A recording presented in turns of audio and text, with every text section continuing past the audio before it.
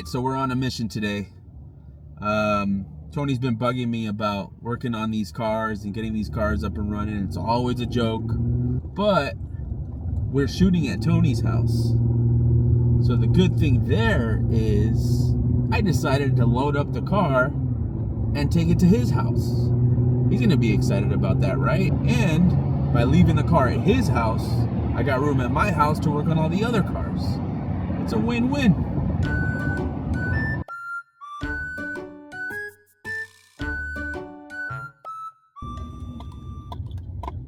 All right, we made it into Tony's neighborhood.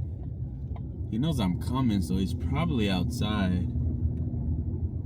But now it's time for him to take delivery. All right, let's see. What? Here we go. Huh? Huh? Were we using the E36 for anything? No, I just killed two birds with one stone. Like What's the other bird? you got a ton of room, and you're always giving me shit about not working on my car. So I was like, oh, I'll take it to Tony's. So I can work on your car? A little bit. No. You're going to drive over here all the time to do it? It took me like 2 hours to load this car. I blew my compressor. I've got a Band-Aid on my pinky because... My house is in a junkyard. Oh!